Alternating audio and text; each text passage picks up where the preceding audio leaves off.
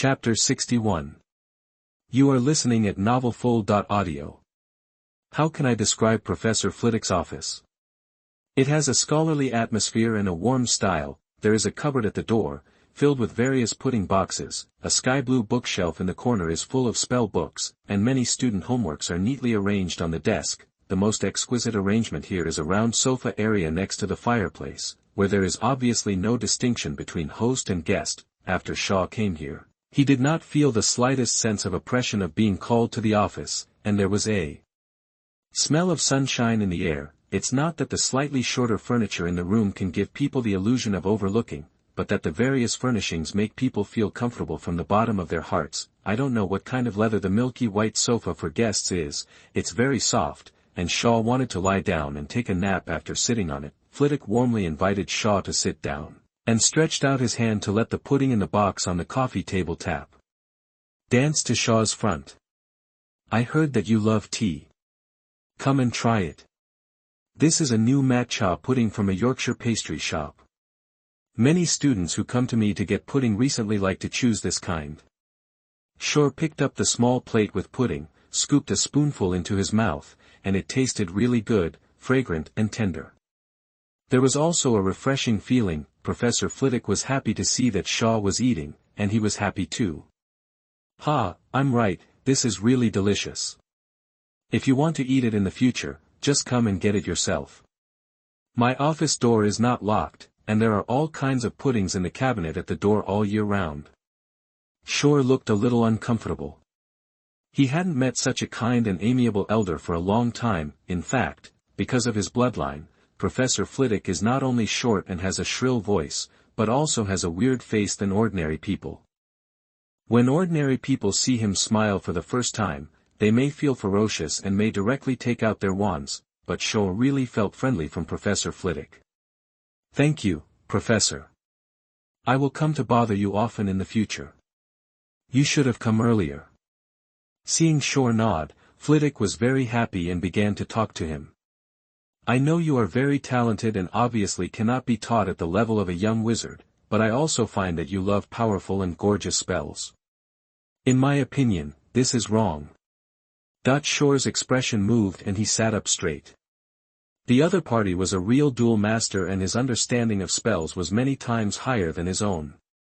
Please give me some advice, Professor. Flitwick waved his hand. It's my job to teach you. I just don't want you to have a distorted understanding of spells. You will suffer a great loss in the future. Flitwick said, taking out his wand and chanting a spell on a bottle of pumpkin juice on the coffee table. Clean it up. The pumpkin juice in the bottle quickly decreased until it disappeared. Flitwick put away his wand and said to Shaw, who was thinking. Do you have any ideas? Shaw nodded, and was also shocked. It was just a cleaning spell, but it had been developed into this by Professor Flitwick. Professor Flitwick continued to talk. When the cleaning spell is released, the silent emotion in the mind is to clean the surface ashes, but if the silent emotion in the mind can be hypnotized into something else, such as human internal organs, blood, etc., as long as the will is strong enough and some skills are used, then this housekeeping magic can immediately become a killing spell. Emotions have a great influence on spells. Any inconspicuous spell should not be underestimated in battle.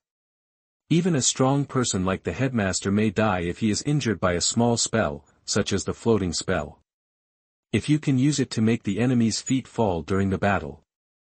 Flitwick talked about some of his duel experience and his unique understanding of spells, which benefited Shaw a lot. As he talked, Flitwick did not hesitate to say something that made Shaw laugh and cry. Oh. By the way, a few days ago, a few little guys asked me how to restrain your water and electric magic. My suggestion was to use the freezing spell with the transformation of animals that quickly attack. Shaw smiled bitterly, but he didn't mean to blame the professor. He just treated everyone equally. It doesn't matter. The principle of mutual restraint that the professor mentioned does make sense, but we can't ignore the transcendence of breaking all laws with one force. That's natural. Flitwick nodded, and then said seriously. Okay, let's talk about why you deliberately let the door knocker block the way. The topic changed too quickly, which made Shaw a little surprised. Did he reveal his feat? He quickly recalled that it seemed that when he went to the tower, he was too calm in the face of the door knocker. Or was his ambition to conquer other colleges already obvious? He naturally couldn't admit it. "Professor, I don't know what you are talking about." Flitwick was serious for a while, and then became calm again.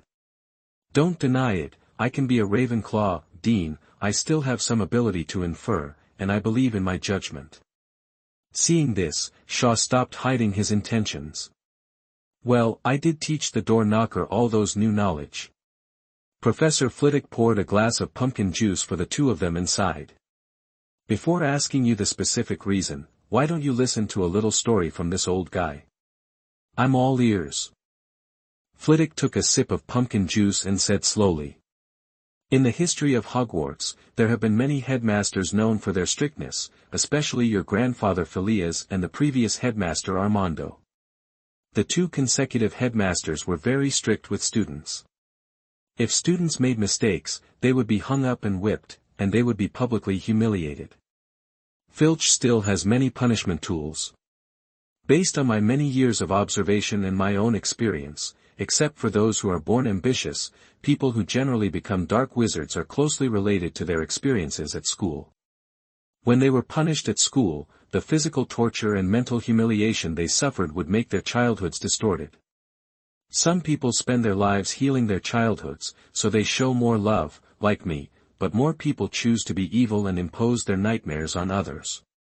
To this day, I still don't understand how the headmaster and Minerva agreed to your evil corporal punishment of students, but it didn't stop me from stopping you from entering Ravenclaw." After Flitwick finished speaking, he looked at Shaw with his slender eyes. Shaw's mood was a little complicated for a while.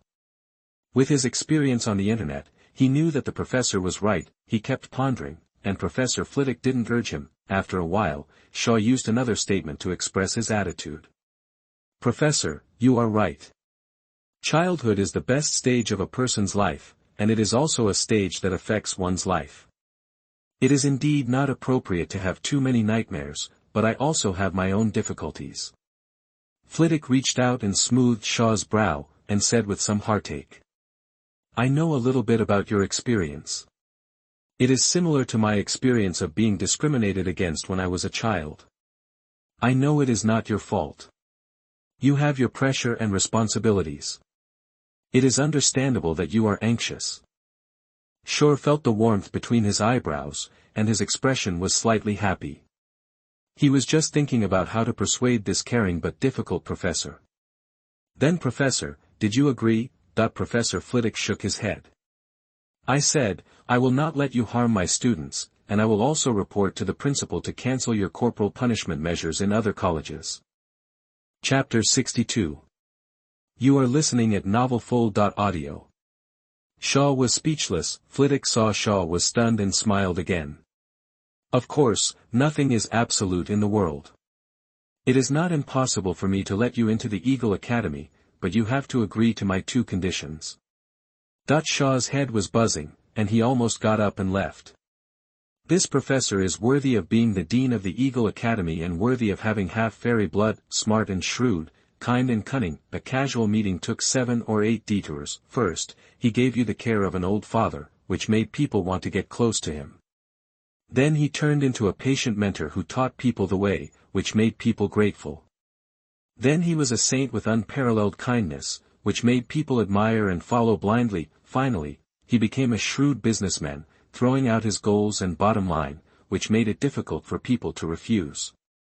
Old bees are not as good as him. Flitwick is definitely a master of negotiation and psychology.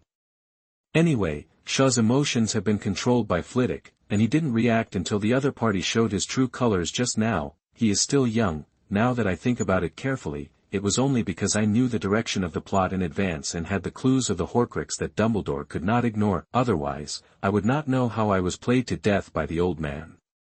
I guess I would have been treated the same as Harry, who was sold and helped count the money. It was the same with Grindelwald.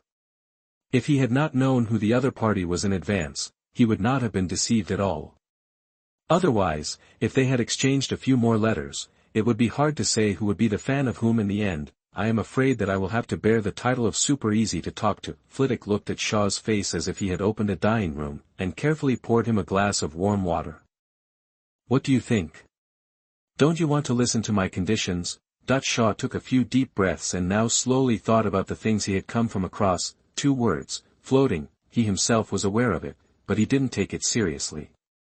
He could do whatever he wanted with the prophet and the system in his hands. Now he has been taught a lesson and is considered to be sober. Although he was indignant at being teased by Professor Flitwick, he was also grateful. Some things are really better to know in advance, otherwise it will be too late to wake up after it is irreversible. Shaw stood up, tidied his appearance, and bowed solemnly to Flitwick.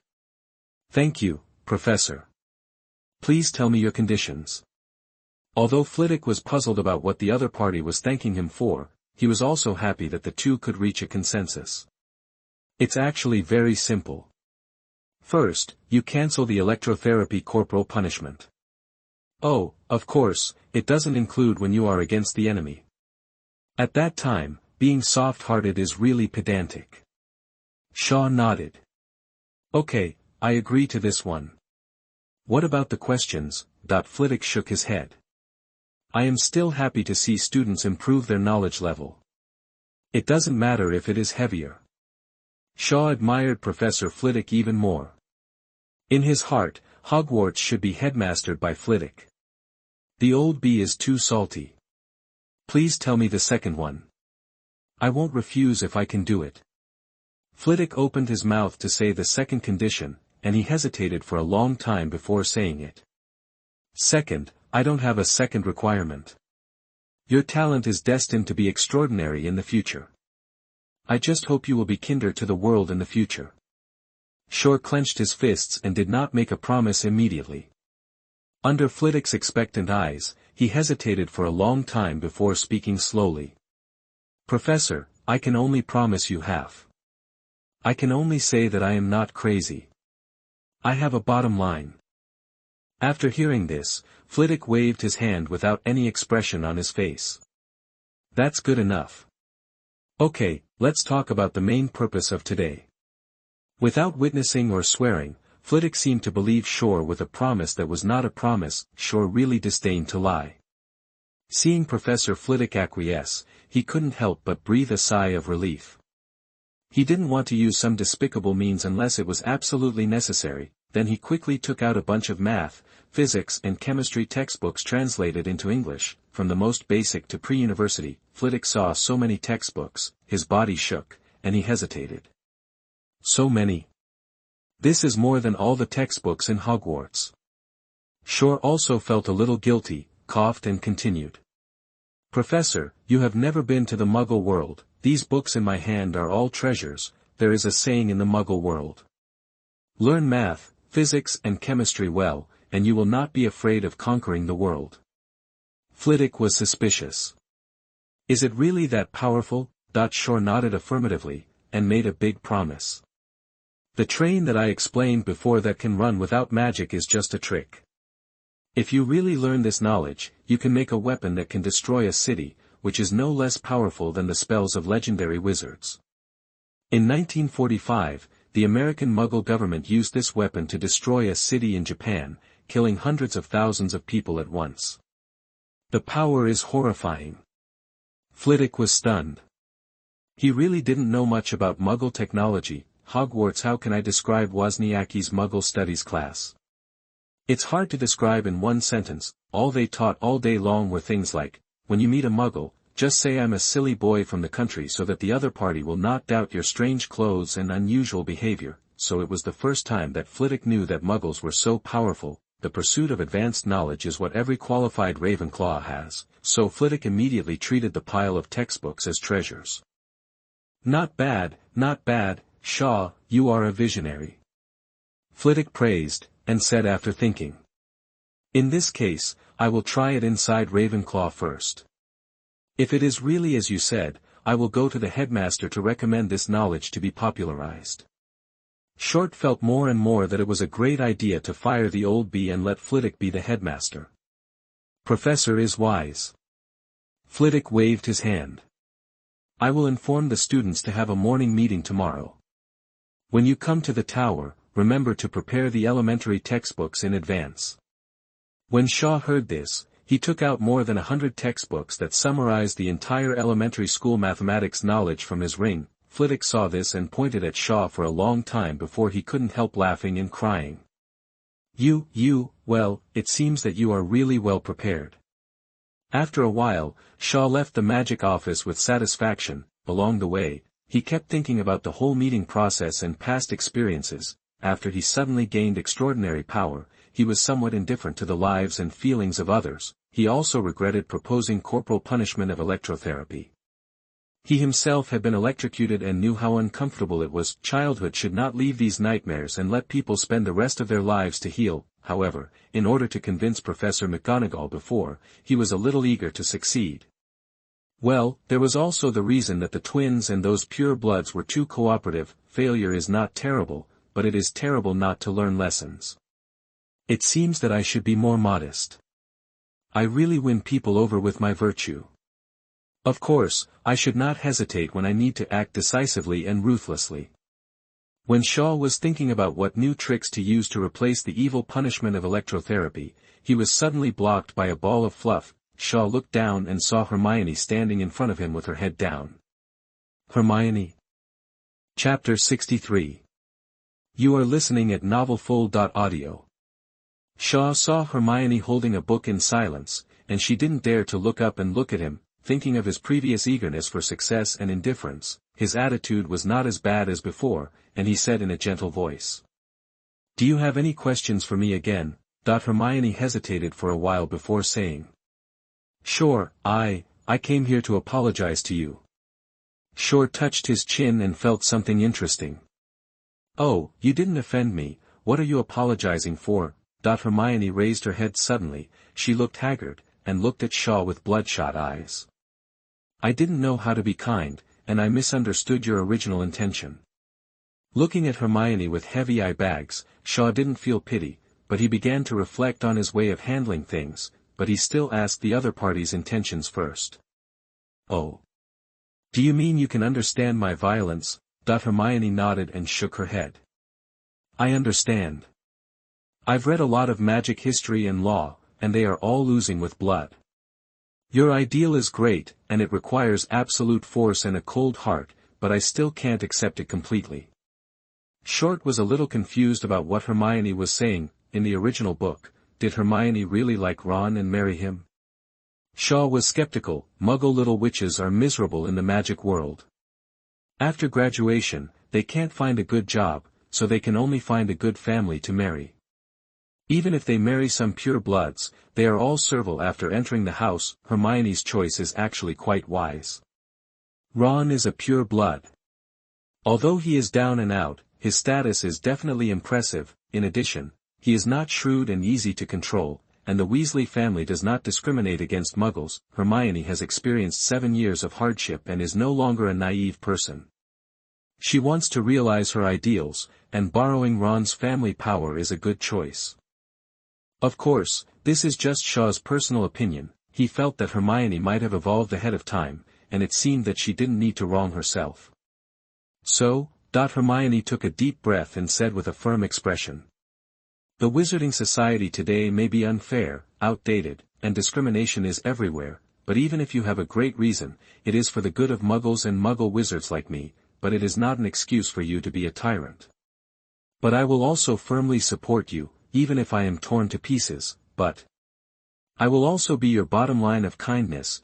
Shaw was stunned and saw a point of third-level faith value in the system, contributed by Hermione Granger, fanatic. He couldn't help but take a good look at Hermione, the little witch, a very contradictory existence, and human nature is indeed complicated. Hermione saw that Shaw was just looking at her with a scrutinizing gaze, but didn't say anything.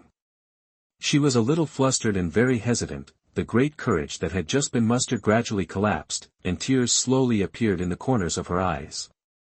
You don't accept my following and loyalty? I will really be obedient. Shaw's expression became softer and softer, and he reached out to rub Hermione's fluffy little head. You should take care of your hair and appearance. My followers are all elegant. Hermione's eyes were instantly filled with ecstasy, and she jumped on the spot. You accept me, you accept me. Shore chuckled. Now he also figured it out. A camp cannot be full of cold-blooded butchers. It should have its bottom line, just like a court, there are treacherous people, butchers, and naturally there should be benevolent people. The way of balance is like this. After using his wand to clean up Hermione, Shaw took out a 10 of clubs and handed it to Hermione. Don't jump, this is for you, it will be yours in the future, I hope you don't disappoint me. Hermione's book fell to the ground with a thud, and she quickly reached out to take the exquisite and gorgeous playing cards, which represented trust. Then she remembered something and knelt on one knee, imitating the way Theodore had accepted the poker. I, Hermione Granger, am very honored to be your follower. I am willing to follow your footsteps and create a beautiful world with my own hands. Shore smiled, very pleased with Hermione's change of attitude. Get up, go back and have a good rest, go to Alice tomorrow, she will tell you something. Hermione stood up and asked. I want to participate in the duel later. Shore walked away, leaving only one sentence. This is an order. Hermione was stunned, pursed her lips and had to go back to the lounge. Next to the Quidditch field, a simple duel arena was newly built, and there were not even seats around, but at this moment, it was unusually lively here. Gryffindor and Slytherin had been crazy for a month, waiting for today to show who was the winner. Some people really wore their shorts and smelly socks for a month, and they could stand up when they took them off, and the sour smell went straight to the sky, just to make the opponent wash it under infinite biochemical attacks. The little lions and snakes stood in a clear line, and of course there were also people who came to watch the fun. Professor McGonagall also watched quietly in a corner. The little snakes were led by Alice and Montague. Draco and Theodore didn't have much prestige yet, and they were just mixed in with the snakes. The little lions were led by Percy and Angelina, the discipline committee member. Angelina was a sporty girl with wheat-colored skin. Her high ponytail made her look very energetic. On the Slytherin side. Hey, I will definitely defeat those stupid lions today. My disarming spell has reached the threshold of level 4. That's amazing. I'm barely at level 3. I don't know when I can inspire a brilliant disarming spell like the Chief. That's really cool. I don't know how to distinguish the levels of other spells. The Chief should also popularize them. Shut up, the Chief is so busy. The little lions on this side. Hey, it doesn't say that you can't use dung eggs in a duel, right? I've prepared 2 anyway. I advise you to forget it. I don't want to go to the wall lamp to save you in the middle of the night. The 2 men suddenly heard a girl coughing in their ears, and they quickly shut up and stood at attention to act like a knight. Kenneth, who was the most restless before, found the twins. Have you discussed with those venomous snakes? I won't allow any mistakes in the plan later. George and Fred still had crooked mouths and slanted eyes. In theory, they would recover quickly after using magic treatment, but the 2 thought that this was very individual and could soften the dean's heart, so they kept it. George with crooked mouth, don't worry, as long as our transfiguration doesn't go wrong. Fred with slanted eyes, hey, what's there to worry about? We are challenging openly.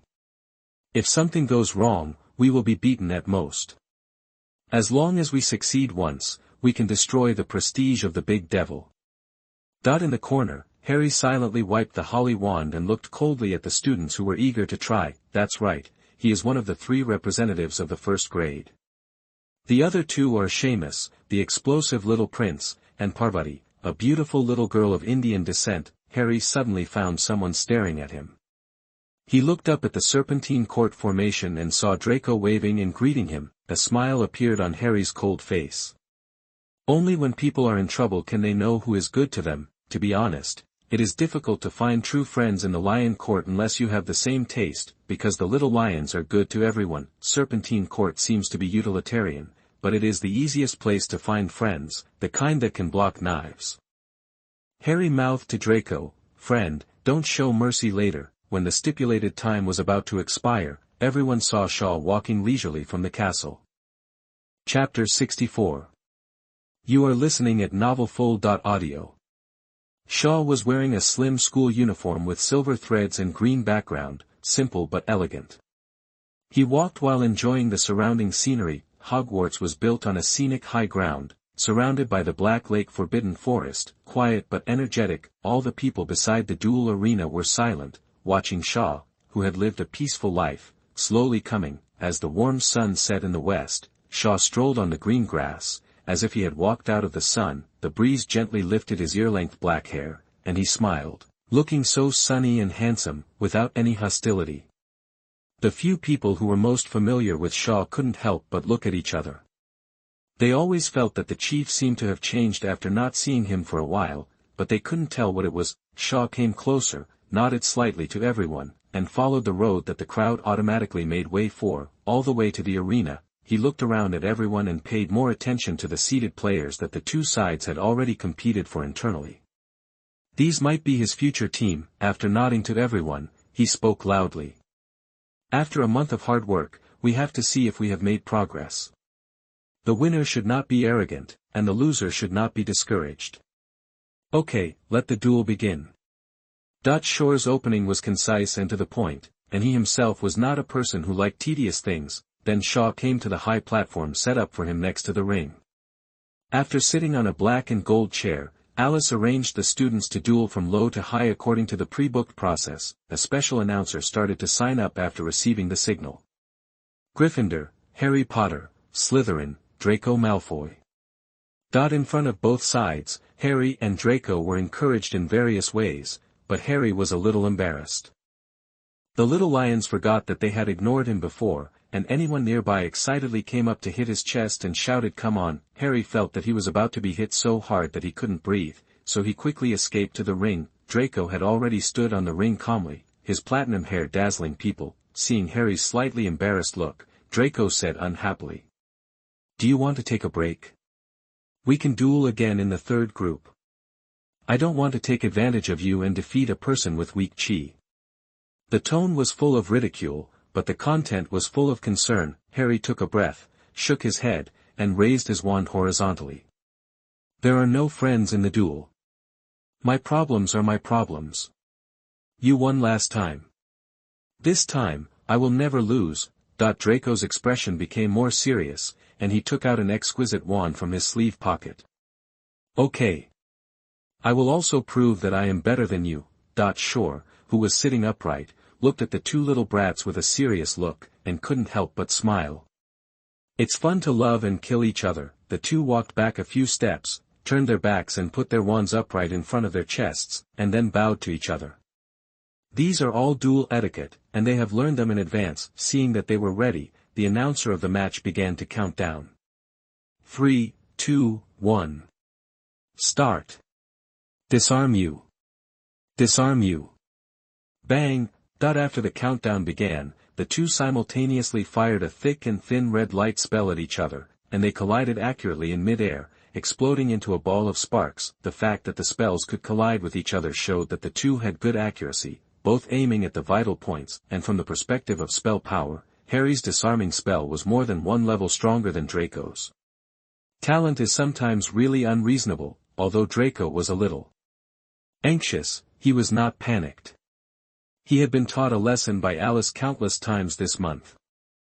Seeing that the disarming spell could not beat Harry, his spellcasting was also much worse, so he quickly changed his method. Draco quickly moved to avoid the second disarming spell that Harry skillfully fired. Draco raised his wand and shook it, using his best summoning spell. The dragon is out of the hole. A 3-meter-long snake appeared out of thin air, and it opened its huge mouth and bit Harry. Its inch-long fangs were frightening. Harry was not afraid of snakes, he could communicate with snakes, but now he was fighting in person, and he didn't know that the Parseltongue talent passed on to Voldemort could command snakes, so he fired the spell decisively. Expelliarmus. Expelliarmus. A series of red lights kept repelling the snake that pounced on him. The snake was beaten to pieces, bleeding, and several of its fangs were broken. It can be seen that Harry's disarming spell is already quite powerful. One trick, eat all the world. Harry was concentrating on dealing with the snake, and suddenly heard Draco not far away chanting the spell that still makes him ashamed. Hanging in the air. From that day on, Harry wore trousers under his robes every day, and it didn't matter if it was a little hot, he quickly rolled backwards and headed towards Draco without even looking at him. A disarming spell was quickly fired at the place where the sound came from. This time, in his anxiety, Harry actually cast the spell silently. Shaw's eyes condensed, he touched his chin and pondered. And McGonagall in the corner did the same, feeling incredible. Draco was feeling proud.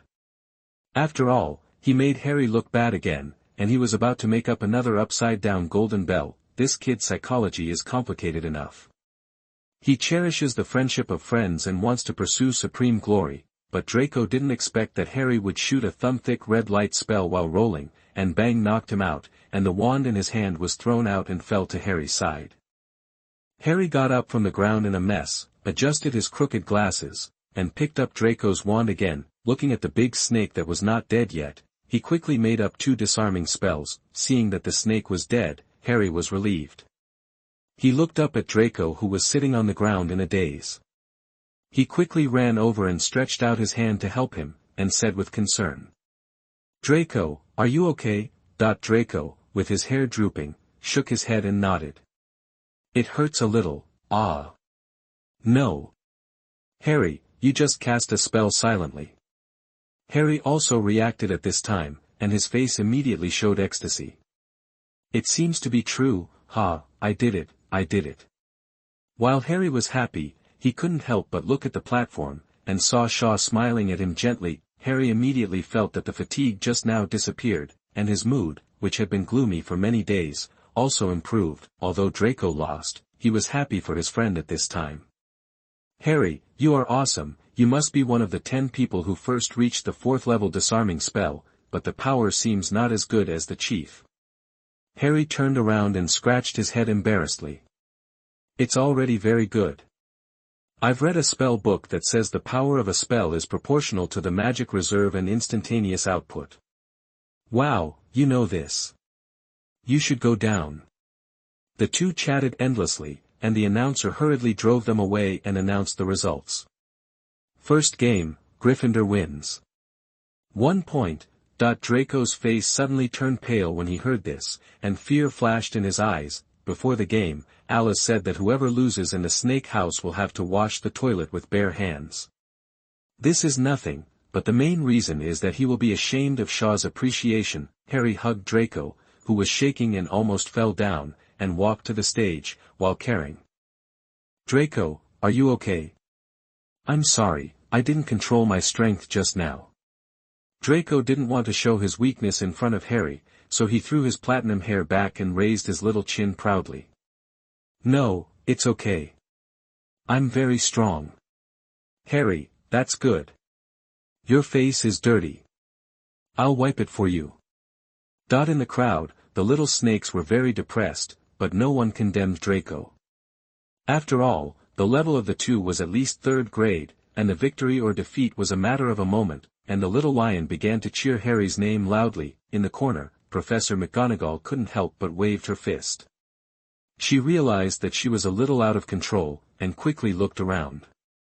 Fortunately, no one noticed. Behind the crowd, Ron was gnashing his teeth and muttered in a low voice, "What's so great?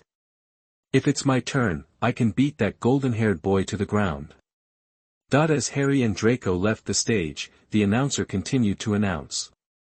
Second game, Gryffindor, Seamus Finnegan. Slytherin, Theodore Knott. Chapter 65. You are listening at novelfull.audio. In front of the Gryffindor team, Seamus confidently kept fist-bumping with the little lion who came to cheer him on, and he kept saying that he was waiting to see me kill everyone. The Slytherin side was much quieter. First, the little snakes are like this by nature. Either they are as passionate as a middle school boy, or they are very reserved. Second, Theodore was not sociable, and only her sister Gloria said to him very seriously, "Don't lose the face of the Knott family." Theodore's face was pale, and there was no emotion at all. Alice next to him said at this time, "Win this duel." "Yeah." Theodore's eyes were still calm, and he nodded slightly, then walked lightly to the ring, like a gust of floating catkins blown by the wind. Gloria was so angry. "Who is your sister?" She wanted to glare at Alice, but she didn't dare. although Alice is usually elegant and virtuous, she is noble, but when she gets crazy, she really doesn't recognize her relatives, and she will slap you if she says so." Theodore came to the ring. Although his body was thin, he stood as straight as a pine tree. He pulled out the silver-white wand that looked like bone jade and pointed it at the ground, and waited quietly for Seamus, who was still having fun in the crowd. Seamus came to the stage with a red face and greeted Theodore. "Hey, buddy, why don't you admit defeat? My explosion spell is really powerful, but I can't control it well. I'm afraid of hurting you." Theodore remained silent, just turned around and walked back, holding the wand upright in front of him with his back turned, and his eyes became sharp. The meaning of this action is self-evident. "Okay, don't blame me if you get hurt by mistake later." Seamus shrugged and could only follow the process. He also stepped back a few steps and held up the wand. The announcer began to count down.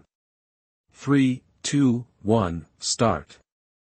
Thunder explosion. Seamus started with the innate spell, and a yellow ball the size of a head quickly shot towards Theodore. Shaw on the platform estimated that it was a third-level explosion spell. He thought that this kid could be trained to be a thug. At this time, Theodore was not in a hurry and cast the spell calmly. Armor protection. A blue shield appeared, and it did not appear in front of Theodore, but in the center of the field. As soon as the shield appeared, it intercepted the explosion spell in advance. Boom! The yellow light exploded, the blue shield shattered, and the shock wave blew small holes in the ground. Theodore's choice was very wise. If he had set up a shield in front of him, he would probably be affected by the aftermath of the explosion. Although he would not be defeated, he would be in a very embarrassing situation. This scene of the first-year duel shocked many senior students in the audience. Is this still a first-year duel? The shield charm is not only difficult for first-year students, but also for senior students and even many adult wizards after graduation.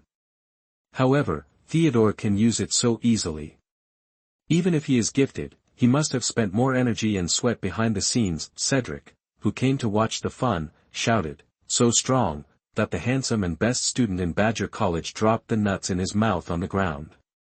He suddenly felt bad. In the past, when everyone was not interested, even if the little Badgers were mediocre, the gap could be seen. But the duel between Harry and Draco just now surprised Cedric, and he comforted himself that this was just an example, like himself, but now there are still little wizards of this level, and Cedric didn't know what to think for a while. In the field, seeing that his explosion charm, which was comparable to that of senior students, was broken, Seamus hurriedly chanted the spell again in a panic. Thunder explosion. Theodore did not retreat but advanced, running towards Seamus with light steps, his figure as light as floating catkins. While running along the Z-shaped route, he also began to chant a spell. Flocks of birds. A group of chirping birds with dazzling golden light led the way in front of him. These golden birds were not solid, but each of them was very large. This successfully blocked Seamus's vision, which was also Theodore's strategy. Sure enough, after Seamus chanted the explosion spell, the magic wand suddenly didn't know where to aim, so he could only aim at random. Boom boom boom. The yellow light ball hit the center of the flock of birds, and the huge power exploded the golden birds one by one, instantly turning them into ashes, and also exploded a large cloud of dust. Seamus saw this effect and couldn't help but be proud, but the next moment, he saw Theodore with a cold expression, rushing out from the smoke and dust, and the tip of the wand was quickly raised. "Disarm you." A ball of red light quickly hit Seamus, who was still grinning. Theodore's disarming spell was just normal in power. After knocking Seamus' wand away, it had no extra effect, but it didn't need to be fancy. He didn't care. As long as he could win, that was enough. Theodore handed the disarming wand back to Seamus and said in a cold voice, "You lost." Seamus's face turned red and a little hot, looking at Theodore's cold eyes. God, he couldn't say anything to get into trouble, he just took the wand stupidly. He still couldn't believe that he lost so quickly, which was different from the plot he had imagined. Theodore glanced at him indifferently, then turned and walked under the ring. The breeze lifted the hem of his school uniform, making him look elegant and untouched by the world. Many little girls hadn't noticed Theodore's abstinence before, and their eyes lit up immediately. Seamus also returned to the Gryffindor crowd with a look of disappointment. "Hey, Seamus, you've blown your own trumpet." Seamus, you made us lose a point. I don't want to wash underwear for those venomous tongues. Seamus, you made me lose another 10 sickles, pay me back. Harry saw that Seamus was about to cry, and felt a little empathetic, so he quickly stepped forward and pulled Seamus aside. Don't be discouraged.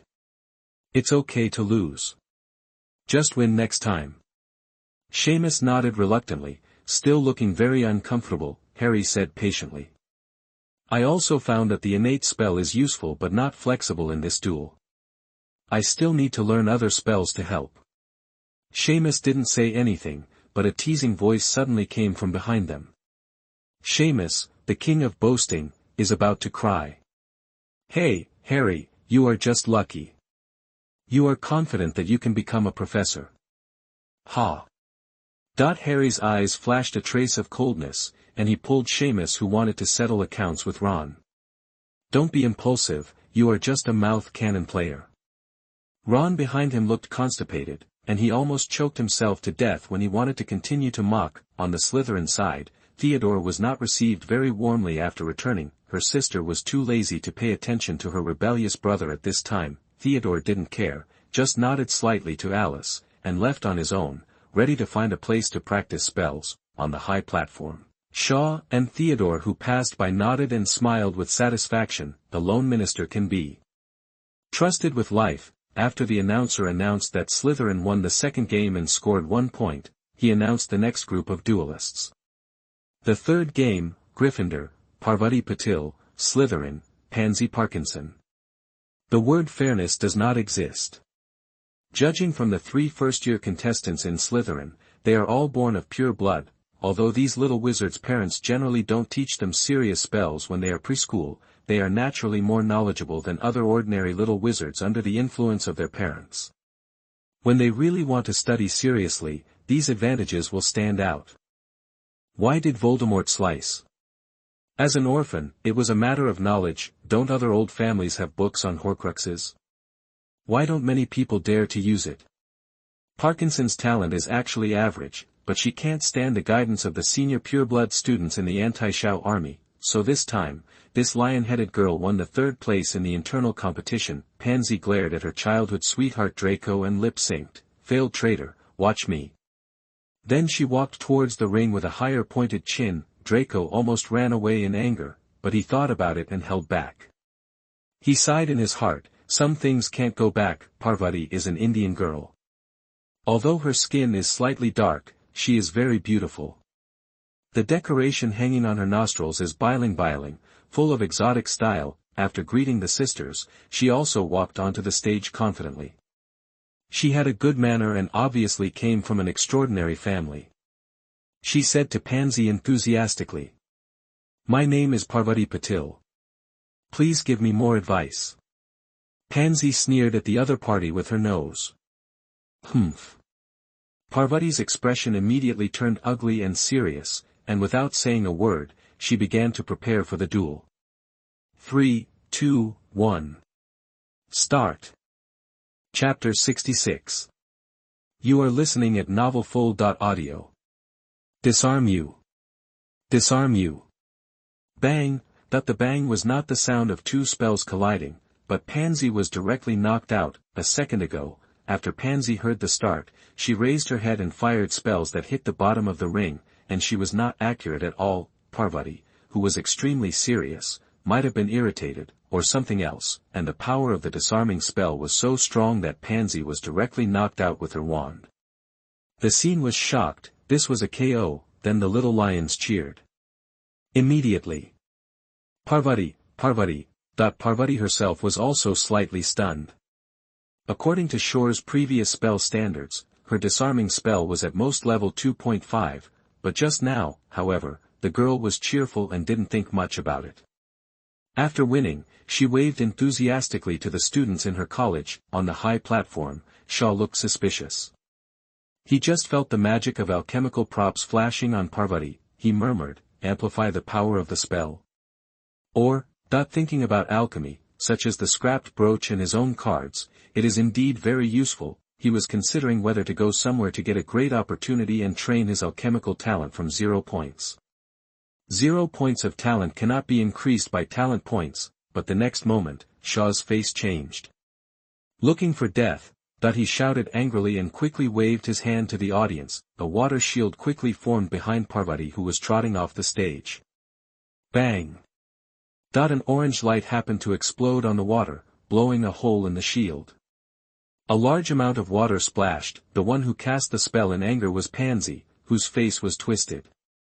After being knocked away, the lion-headed girl was in disbelief for a moment, and then she picked up the wand on the ground and attacked Parvati with her back. And she used the crushing curse, which was forbidden in this duel. Crazy Pansy was about to laugh out loud. The bitch on the opposite side actually dared to make her so embarrassed, and now she couldn't kill her, but after seeing the water shield blocking her spell, she suddenly woke up and looked at the platform with horror. Shore looked gloomy and pointed his wand at her. The water prison spell was activated, and a blue triangular iron prison directly locked Pansy. The effect of the lightning strike was coming in an instant, and Pansy was scared to the point of weakness. She had been electrocuted once and knew what a terrifying nightmare it was, so the little girl almost peed herself, but when everyone was stunned for a few seconds, Draco shouted subconsciously, "Chief, don't." Shore's eyes narrowed, and his heart moved. He didn't continue to punish Pansy with lightning strikes, who was almost scared to death. With a wave of the wand, the triangular water prison moved Pansy away to the front of the Slytherin crowd. Shaw said coldly to Draco, "Take care of her." Then, regardless of Draco's complicated expression, he took out 3 exquisite and gorgeous playing cards from the ring and flicked the cards above the ring. After the 3 playing cards were shot above the ring with tail flames, they began to rotate and float, giving people a sense of shock. Shaw is not a decoration here, he is also responsible for the safety of both sides of the game, Shaw said in a calm tone. In this round, Gryffindor wins. Pansy violated the rules and will be severely punished. I hope that no one will make the same mistake in the next game, otherwise. Everyone looked at the playing cards spinning in the sky, and heard the sound of the electric current, and couldn't help shivering. Alice glared at Pansy, who was in a state of disgrace as she was supported by Draco. She was simply embarrassing Slytherin. After being protected by Shaw, Parvati looked at the little brother on the stage with a somewhat infatuated look in her eyes. She wanted to go over and thank him immediately, but she was finally pulled away by the little sisters. The announcer rubbed his face and hurriedly continued to host. Next, the 2nd and 3rd grade competitions were much more normal. Although the spell level was higher than that of the little wizards in previous years, it was still within the scope of understanding. Basically, 2 little wizards were running around the field and shooting spells. There were no armor spells, silent spells, etc. at every turn. This made it less watchable. Cedric, who was eating melons not far away, finally breathed a sigh of relief. It was good that they were not all perverts, and the little badger could continue to pose. Cedric was in a good mood. He remembered that his companions had put a lot of pumpkin seeds in their hoods, so he reached out and took out a handful and started to eat. In 9 games, the Lions were better, leading 5-4. Professor McGonagall was very pleased that the wizards' dueling skills had improved, and their ability to protect themselves had also improved. Thinking about it, the big cat's divergent thinking had already begun to fantasize about winning this year's college cup. Shaw was puzzled that the twins were not seated in the 3rd grade. Players, although these 2 guys are worrying, they are capable. He looked from afar and saw these 2 guys who looked like they had suffered a stroke on their faces, discussing something furtively behind the crowd. Shaw seemed to have a premonition of something, but he didn't care. There is a saying, the higher the Tau is, the higher the devil is. Well, I am the Tau. Who will surprise whom at that time, it is still unknown. He focused his eyes on the ring again. The 4th-year duelists already have their own battle system prototypes, and have learned some spells such as attack, defense, harassment, etc. The petrification spell, obstacle spell, dancing spell, etc. can all be used in combination. There are even 3 students who use the armor spell very well. After a Slytherin boy lost again, the lion and snake houses fell behind 7-5, and finally made the indifferent little snakes nervous. The lion house was naturally overjoyed and began to welcome the hero. Some people even discussed which little snake would wash their smelly socks for a month. The palms of the other 2 duelists in the 5th grade of the Snake Academy, except Alice, were sweating a lot. The boy who lost the game also broke down and cried after he stepped down. This boy was not afraid of having to wash the stinky socks of his nemesis after losing, and there was no little snake to mock him. He just wanted to cry, which was similar to what Draco thought after losing the game before. He was a firm supporter of Shaw, and even got personal advice from Shaw, but losing the game under the gaze of his idol today made this extremely hardworking mixed-blood boy feel ashamed to death. Alice looked at the decadence of the little snakes and couldn't help shaking her head. Her psychological quality was really fragile. She looked up at Shaw, who was still calm on the podium, and knew that the other party had handed the victory or defeat of the Snake Academy to her. After all, Shaw had another identity, the vice-headmaster of Gryffindor, and he had to maintain a fair attitude. Alice took a deep breath. She had to cheer up these little snakes. She came to the boy, opened and closed her palms a few times, and resisted giving this soft bone a hard blow. Finally, she bent down and patted the boy on the shoulder. "Jessiny, don't be a coward, the chief is watching you, stand up." Alice didn't care about Jessini's reaction, and walked onto the stage. Without waiting for the announcer to announce the fifth-year contestants, Alice said domineeringly, "I want to take on 3 Gryffindor contestants, Percy, Wood, Miria, you all come on together." Chapter 67. You are listening at novelfull.audio. Although Alice behaves like a lady, her words just now have the temperament of a queen touring the world, instantly shocking the whole audience, but Percy and the other 2 in front of the Gryffindor crowd were almost angry to death. This was naked contempt. Percy was usually quite stable, and he knew a little about Alice's strength, so his reaction was okay, but Wood, the passionate Quidditch captain, was immediately angry, with his dog eyes wide open, pointing at Alice on the ring and scolding. "Alice! Don't look down on me, I can beat you alone." Milia is a relatively quiet Gryffindor, and her eyebrows are also raised at this moment. "Alice, arrogance is not strength." Wood couldn't help it. He had already taken out his wand and ran to the ring. Alice showed a smile that made the sun pale. The wand slipped from her sleeves to her palm, and she waved it casually. The thumb-thick red sword shot out from the tip of the staff, blasting a big hole in the ground in front of Wood, who had just stepped onto the stage. Wood braked suddenly, and the dog's eyes widened, and he said in disbelief, "Silent disarmament spell." Moreover, Alice's level 4 spell was more than twice as powerful as Harry's before, and the casting speed was faster. After all, Alice was already in the 5th grade, and her magic reserve and experience were much higher than Harry's. Wood opened his mouth to say something polite, but he felt unconfident. Facts have proved that strength is more convincing than words. Percy had already brought the girl Milia to the stage with a serious face. "Emily, I admit that you are very strong, but this is a points competition. Even if we team up to beat you, we only get 1 point. If you beat the 3 of us, it's 3 points. This is not fair." Percy still had a brain, and there was a little trap in his provocative words. Alice is a smart person, so she understands, but she doesn't care.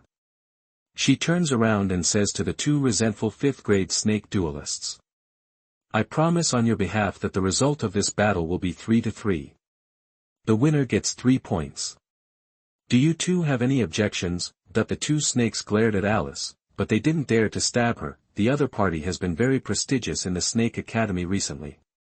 Not only is he valued by the chief, but his own strength is also recognized as the second in the academy. The 2 looked at the platform and looked at Xiao'er with a pleading look, hoping that the chief can give them a fair fight. Xiao'er had a headache when Alice made such a crazy statement. The meaning of this arrogant woman is self-evident. First, she wants to boost the momentum of the Snake Academy, and second, she is not confident in the strength of the other 2. She is afraid that they will continue to lose points if they lose 3-1. Maybe she also wants to prove her strength and deter the villains. Looking at the pleading eyes of the 2 snakes, he pondered and said, "You 2 should apologize and compensate them next time, Alice. People are selfish and have close relationships, and Shaw is not a saint, so he is no exception." Shaw would never admit that he noticed a familiar and unfriendly gaze staring at him from a bush farther away, so the snake courtyard must win. In front of the crowd, the 2 little snakes lowered their heads silently, with different reactions. One was from a pure-blood elite family. He hated it secretly, thinking that Shaw had deprived him of the right to play with the little lions, and he didn't want to let himself stand out.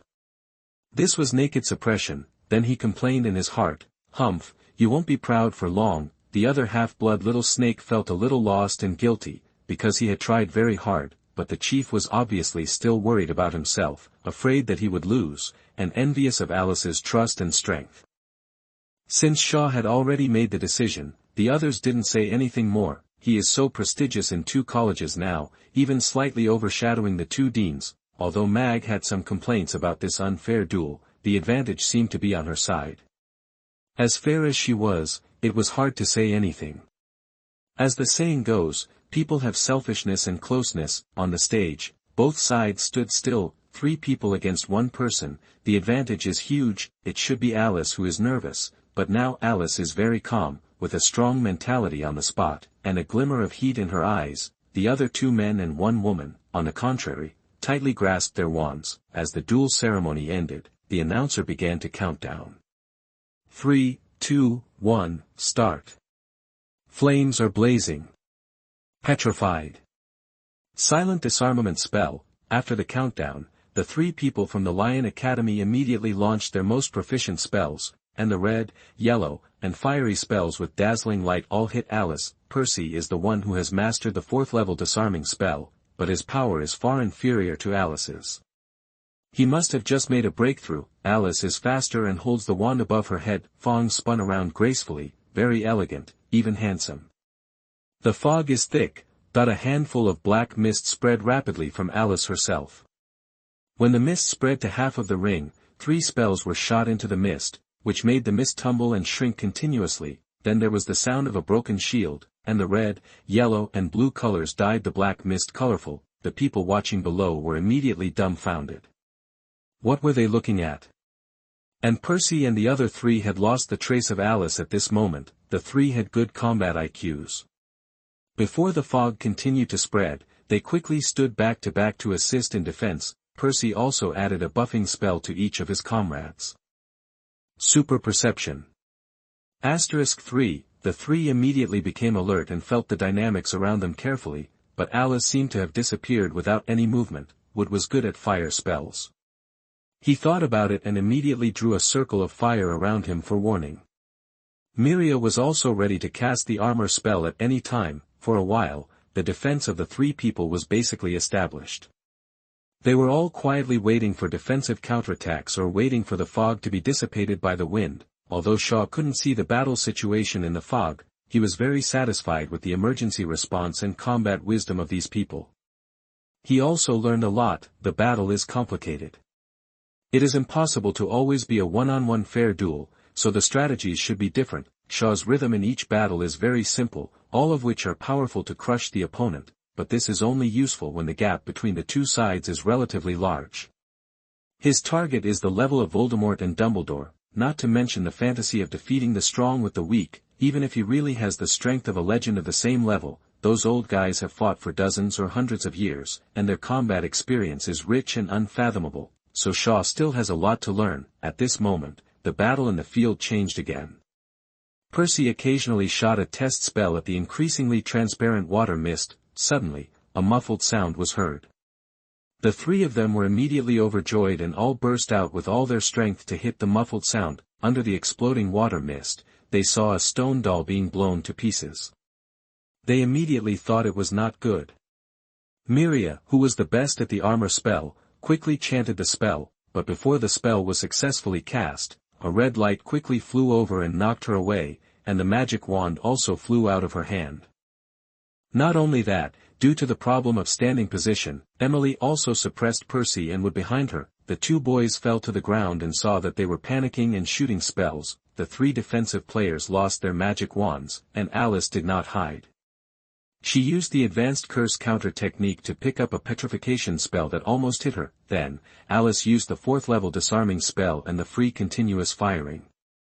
Percy and Wood resisted with difficulty and were suppressed to the point that they could not raise their heads. The mist dissipated with the wind. Alice's green and silver skirt fluttered, and her blue hair also fluttered in the wind. She looked calm, one hand on her abdomen, and the other hand gently pinched the magic wand and pointed it at the ground. A dashing temperament emerged spontaneously. Alice glanced at her opponent who looked depressed, her lips slightly raised, and looked at the Stunned audience, all she needed to say was, "Who else?" Chapter 68. You are listening at novelfull.audio. Alice looked around the whole audience, disdaining the gazes of some perverts. Finally, she fixed her eyes on Shaw, who was standing still on the platform, and the arrogant look just now immediately turned into admiration and expectation. The smart eyes can speak, as if asking, "Chief, I didn't embarrass you." Shaw knew that the efforts of his subordinates should be affirmed, so he gave Alice an appreciative look and lip shape. "Very good." Alice's eyes flashed with excitement and heat, and her fists clenched a little. She took a deep breath to calm down, and then looked back at the silly announcer. "Announce the results." The announcer had just had some unrealistic fantasies, but was frightened by this look and shrank his neck. After swallowing his saliva, he quickly said loudly, "Alice Fry won, Slytherin scored 3 points. As his announcement fell, all kinds of whispers began to sound at the scene. The pumpkin seeds in Cedric's mouth fell out again. On. How come there is another pervert? Can't we eat pumpkins properly? Draco waved excitedly. Yeah. Good job, CEO, you got back 3 points and finally took the lead. Harry wiped his wand and murmured, "So strong. Is this the ability of the person Shaw trusts most?" Eagle-head girl Penelope looked yearningly. It's a pity Shaw went to Slytherin, otherwise Alice now, maybe I would be her. Squinting Fred said worriedly, TSK, won't she help later? Crooked-mouthed George said confidently, "It shouldn't be, the big devil only bullies the majority with the minority, it's too bullying." Gloria stamped her feet, she's pretending again. Drooling passerby, beautiful, noble, powerful, woo-woo, it's a pity that I don't deserve her. Professor McGonagall was in a complicated mood at the moment, feeling like she was slapped in the face, and her previous good mood disappeared. Thinking in my heart, I will have to train the little lions more. As Alice returned to the crowd of the snake court, the little snakes could no longer hold back and cheered loudly. "Alice, you are the strongest, the strongest under the chief. Alice. Except for a few people, Alice's reputation in the snake court is rising again. How lively this side is, how deserted the lion court is." Percy and would help the injured Milia back to the crowd. Not only did no one help, but all the little lions looked at them indignantly. This was a fight with more people against fewer, and they lost 3 points at once. The little lions just felt so embarrassed. The person who was dedicated to feeding medicine to people didn't even come to show Milia. Fortunately, people like Harry and Seamus who have been on stage know how tormenting it is to bear the pressure of such expectations. The winner is a hero and the loser is a bear. They hurried over to help, which made Percy and the other two less embarrassed and uncomfortable. At this time, Kenneth stood up and said seriously, "Don't be discouraged, it's just 1 point behind, don't we still have 6 chances? Don't worry, I have already made a plan that will definitely win." The little lions were excited and came forward to ask Kenneth about his plan. The other party enjoyed speaking out and pointing out the way. However, he knew the importance of confidentiality and did not reveal any specific details. Percy, who was applying medicine to Milia, saw all this and knew that the prestige he had built up with great difficulty was greatly challenged at this moment. He frowned and wondered if he had spent too much energy on management and neglected the improvement of his strength. After all, from today's point of view, no matter how hard he worked for these people this month, urging them to study for their own good. But now even his 3 younger brothers, especially Ron, look at him with disgust. It would be fine if these people didn't feel grateful, but his prestige couldn't withstand a defeat. Percy was a little confused. Shaw saw everything, especially the lost Percy. This talent that he still valued had such a disaster. He must be going through a mental test at this moment. I hope he can change his mentality. Next, 5 games were played in a row. Slytherin's 6th grade student Victor and a half-blood snake both won, with a 3-point lead. When the little snakes began to imagine which little lion to choose to wash their smelly socks and pants for a month, the big reversal came so abruptly. The last pureblood Gloria in the 6th grade and the 2 purebloods in the 7th grade all lost. The big score was tied directly.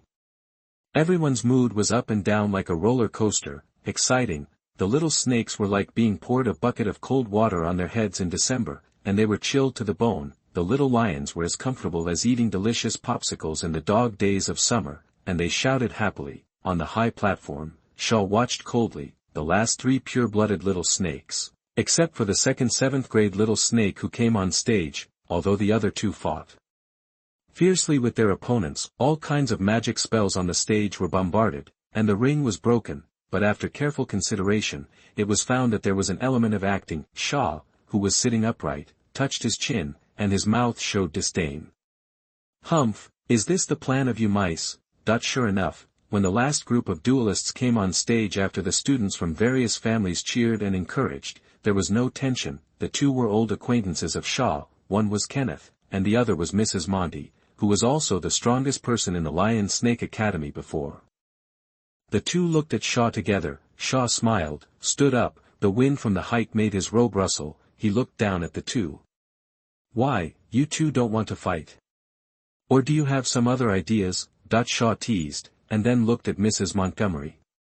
He could understand Kenneth's unwillingness, but he didn't know what Mrs. Montgomery was thinking. This month, Shaw and Alice have given Mrs. Montgomery a lot of courtesy and advice, and they are considered to be more fond of each other. There was deep guilt in Mrs. Montgomery's eyes, and then he said loudly, "Chief, I can't help it. I was born in a poor family and owed them a huge favor. Moreover, I myself really want to challenge you again. If I still lose, I will completely surrender to you." Kenneth was not so polite, he said bluntly. "Deputy Dean, it's 10 to 10 now. The outcome of the 2 colleges is in my hands. You don't want Slytherin to be humiliated, do you?" Kenneth felt great at the moment, with a sense of pleasure in controlling the superior. He waved his hand and continued to talk. "How about this, you fight with us. If you win, Slytherin wins, and if you lose, it doesn't matter. I will fight with Mrs. Montgomery openly. Of course, I won't be so arrogant as to think that the 2 of us can beat the deputy dean, so we have to add people." The little snakes didn't have any opinion on Kenneth's tricks. After all, it was normal for the old enemy to do anything dirty, but they looked at Mrs. Montgomery, the traitor, with hatred. Traitors were the most hateful at any time. Many people came to their senses now. There might be traitors in the 3 games they just lost. Mrs. Montgomery looked a little ugly, but he kept silent. After all, everyone had their own difficulties. Professor McGonagall in the corner wanted to find a crack in the ground to crawl into. She had lived a decent life for decades, but she didn't expect that the student she taught was such a despicable villain. He really lost his integrity in his later years. He must be educated again in the future. Add more questions. Add more questions. Add more questions. On the high platform, Shaw narrowed his eyes slightly. He walked down from the stage slowly, strolled to the ring and said directly to Kenneth, "Call all your people up." Chapter 69. You are listening at novelfull.audio. Although Shaw's voice was light, it was full of contempt and arrogance, which made Kenneth, who was feeling proud, feel a chill and a little uncomfortable. "You said it."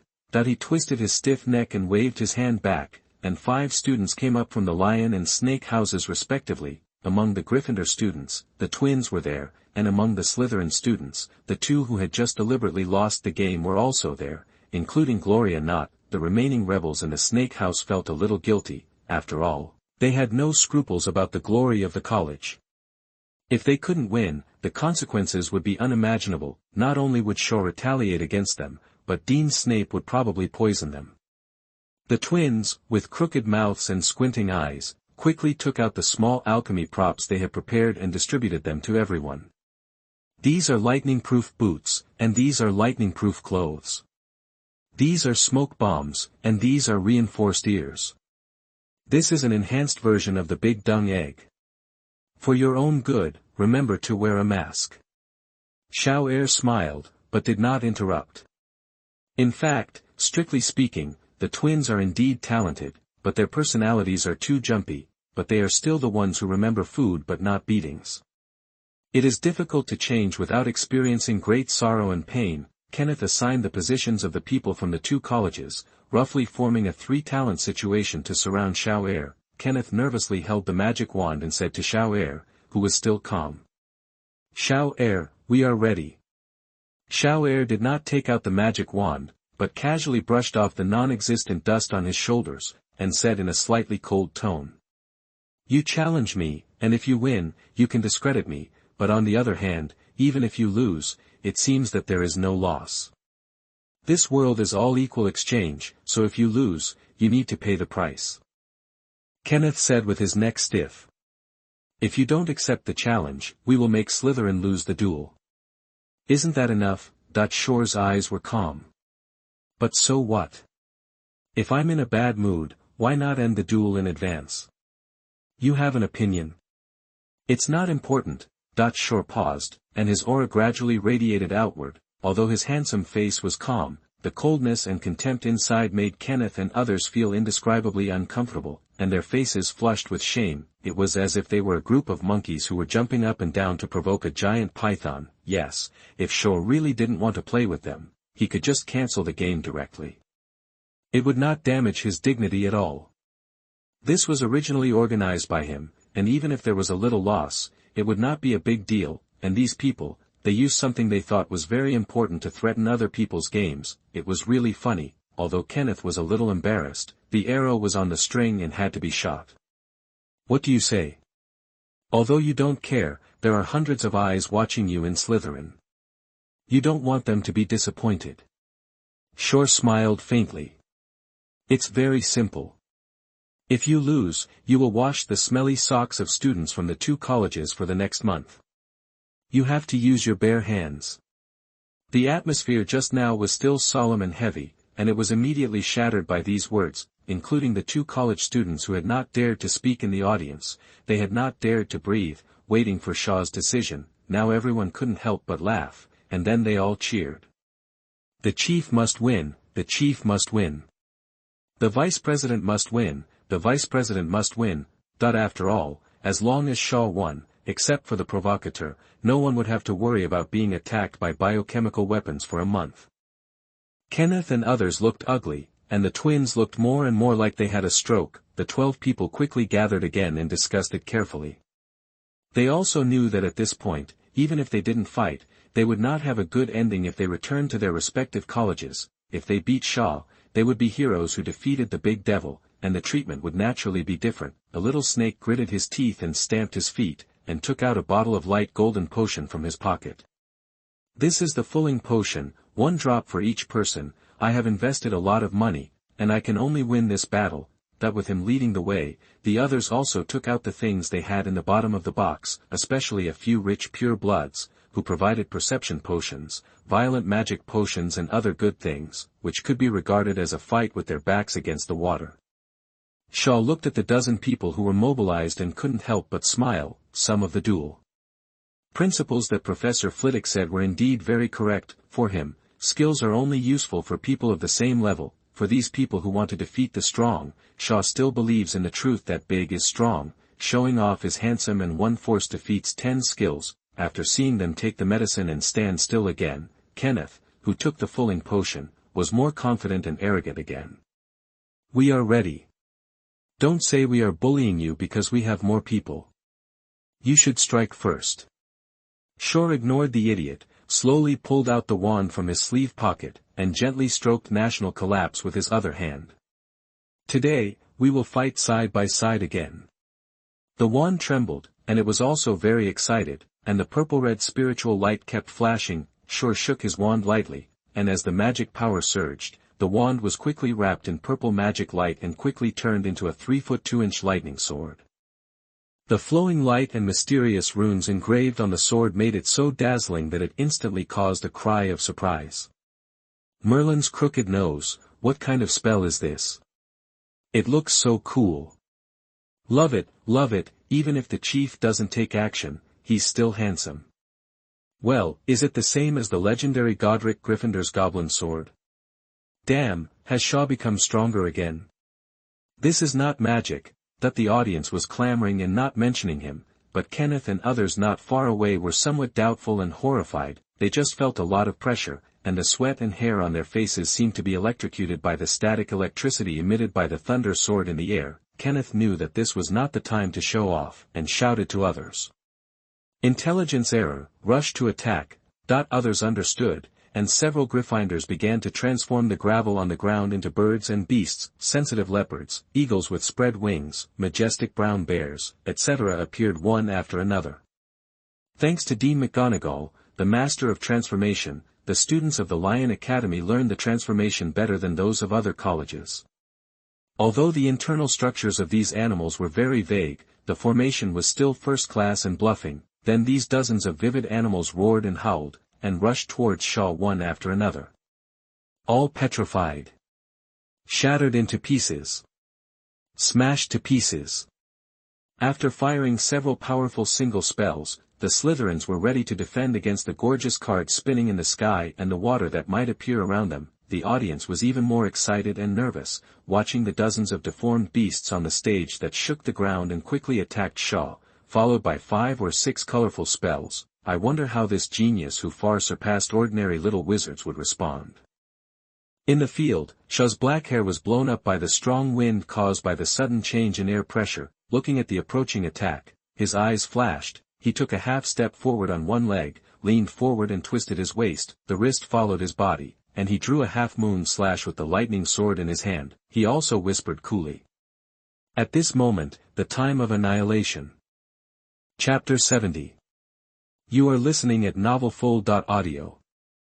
As Xiao Air turned around and used a half-moon slash, immediately, a lightning net was generated out of thin air to cover Xiao Air, like an electric bird's nest, which made his defense watertight. The net was made of densely woven purple electric wires, and purple halos flowed between the wires, with twisted arcs jumping between each other, which was very mysterious and magnificent. It looked like a cover. But this spell was not protective, and the net expanded rapidly outward, and those birds and beasts that rushed over collided with the electric net, without fierce collisions or violent explosions. The electric net was as transparent as a ball, lightly passing through various running and moving deformed animals, as if nothing had happened. But the next moment, after these deformed animals ran forward for a few steps, they began to disintegrate automatically, breaking into pieces, with smooth and flat cuts, and purple streamers jumping on the cut surface. Hundreds of fragments rushed forward under the action of inertia, and quickly dissipated into ashes under the action of those streamers. This made the audience's hearts, which had just risen,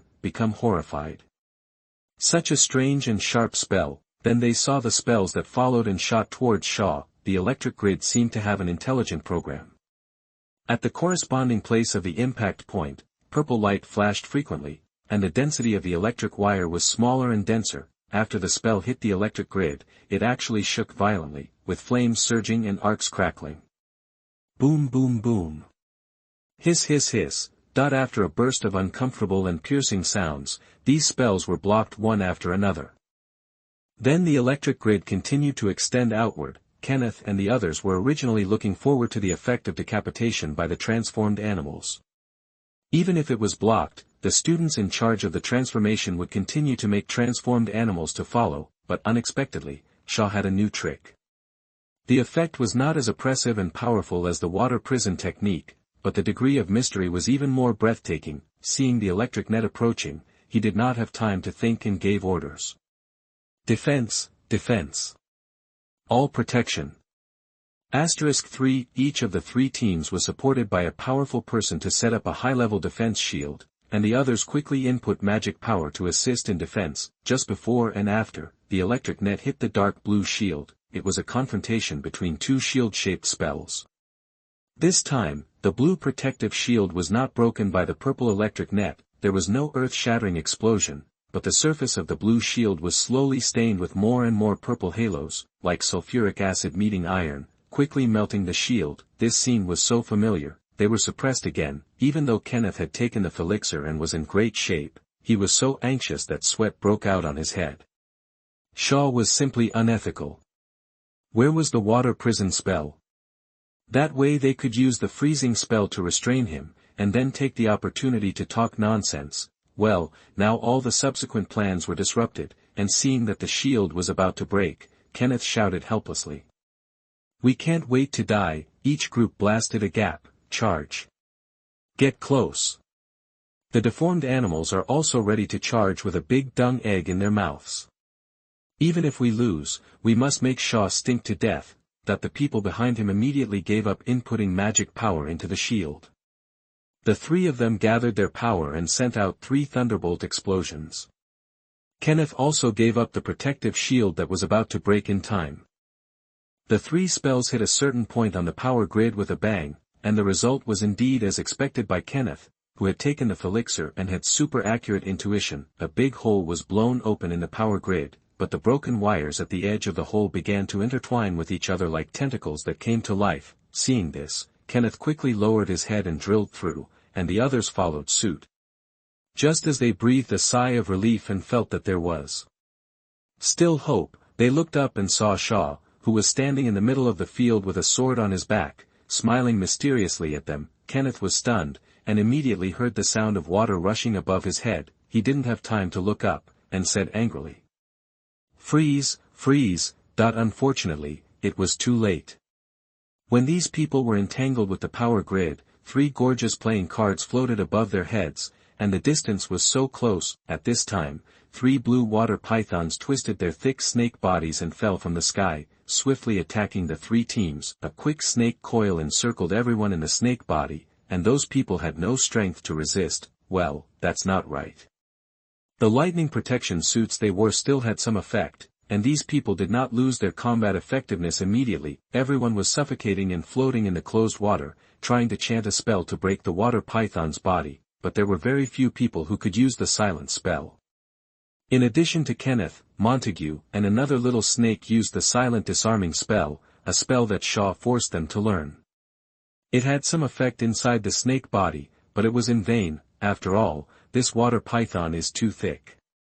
It was built by Shaw by extracting the magic power of the 8-eyed giant spider. Without consuming his own magic power, he can make it as big as he wants. Shaw held the lightning sword upside down and controlled the 3 water pythons to roll the 12 people in front of him.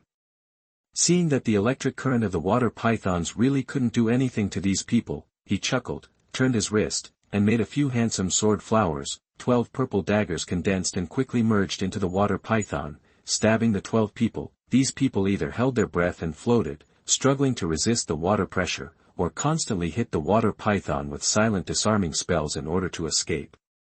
But at this moment, seeing the flashing purple lightning dagger stabbing, they were all terrified and could only pray that the equipment developed by the twins would be more powerful. But wishes are beautiful, and reality is skinny. These people may not have learned the principle of pressure. The electric current in the water attacks their entire face, so the lightning protection suit is effective, but the lightning dagger was like a nail. It only poked a little and pierced the defense of the lightning protection clothing very smoothly. So, the wonder of electric shock in water appeared again. The 12 people kept swaying in the water, their hair stood up, their mouths were crooked and their eyes were slanted. Not to mention how miserable they were. Shao saw that these people had lost their fighting power and had no intention of continuing to punish them, so he smiled and waved the water python away. Plop! Plop! That the 12 students fell to the ground one after another and began to lie down and look at the sky, with only 3 questions in their minds. Who am I? Where am I? What am I going to do? Shao ignored these stupid people and looked at the quiet scene off the field. In fact, the battle between the 2 sides on the ring was not long, and there were not many evenly matched rounds. Everyone, that's it. It's no different from the past. Shao was still a one-sided abuse of the dog, no surprise at all, disappointment, so the conspiracy that the rebels had prepared for so long was just a waste of time. How much does this resemble Shaw's electric therapy? It's simply insane. However, the little snakes still gave face to their chief, jumping and waving. The chief is invincible. The chief is invincible. That the shouts came one after another, gradually gathered together, and soared into the sky. The people of the Lion Academy looked at Shaw standing on the stage with a sword on his back, calm, extraordinary, not arrogant, like a super strong man facing the abyss. Then they thought that Shaw seemed to be their vice president, and even if the Snake Academy won this duel, they would not have to wash stinky socks for a month. Immediately, they also shouted excitedly. The vice president is awesome. The vice president is awesome.